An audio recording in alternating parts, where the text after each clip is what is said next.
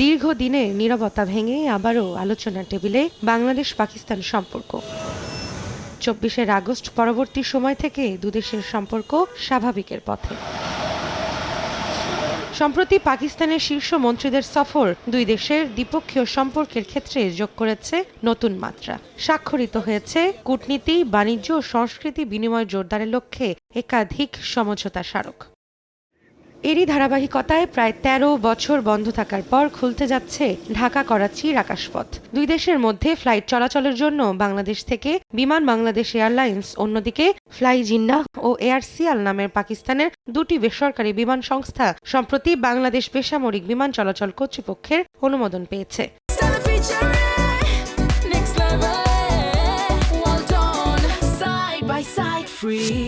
বাংলাদেশের জনগণ বা এমনকি পাকিস্তানের জনগণ যদি অর্থনৈতিক কোনো লাভ না দেখে তাহলে সদিচ্ছা থাকতে পারে। যেটা দেখা দরকার যে এই রাজনৈতিক সদিচ্ছাটা অর্থনৈতিক লাভের দিকে যাবে কিনা। এখন বাংলাদেশের ব্যবসায়ীরা যদি লাভটা না দেখে তাহলে তো তারা খুব একটা উৎসাহী হবে না, কারণ মোটামুটি যেসব আইটেমস আছে সেটা অনেকটা কম্পিটিটিভ।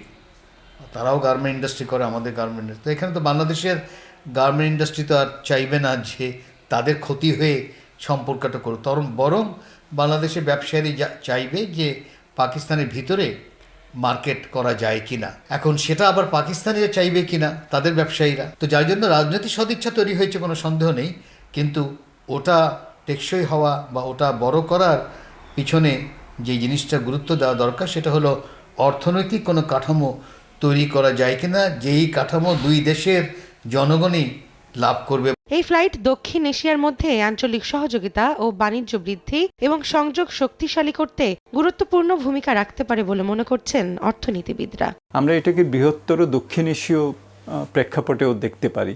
আমাদের দক্ষিণ এশিয়ায় এক দেশের সাথে আরেক দেশের যোগাযোগ ব্যবস্থা খুবই দুর্বল এবং সেখানে আমরা যখন বাণিজ্য করি তখন বেশি সময় লাগে। আমাদের অনেক সময় পাকিস্তানে যখন আমরা রপ্তানি করি, যদি মূল্যবান হয় কিন্তু ভলিউম কম হয়, অনেক সময় এটাকে কিন্তু এয়ার ট্রাফিক করতে হয়। তো সেক্ষেত্রেও আমাদের এটা একটা সুবিধা হতে পারে। অন্য দিক থেকে এটার ফলে যোগাযোগ এবং মানুষের আসা যাওয়ার ফলে আমাদের যে ব্যবসা বাণিজ্যিক যে সম্পর্ক, সেই সম্পর্কটার ক্ষেত্রেও এটা একটা ইতিবাচক ভূমিকা রাখতে পারে। বাংলাদেশে বাণিজ্য করতে পাকিস্তানের অনেক কোম্পানি এখন আগ্রহী বলে জানান অর্থ উপদেষ্টা। আবার আমাদের তো জিও সেদিন বললো, জিও আবার আসতে চায়। জেনারেল ইলেকট্রনিক সবচেয়ে ফেমাস সে বাংলাদেশের প্রথম, ইভেন পাকিস্তান আমাদের প্রথম ইলেকট্রনিক জেনারেটর ফোনের তো জিই, তো ওরাই তো শুরু করে, ওরা আবার নতুন করে আবার বলছে আমরা। নিরাপত্তা ঝুঁকির কারণ দেখিয়ে ২০১২ সালে তৎকালীন সরকার বন্ধ করে দেয় এই আকাশপথ। রৌনক নিয়ন্তা, সময় সংবাদ, ঢাকা।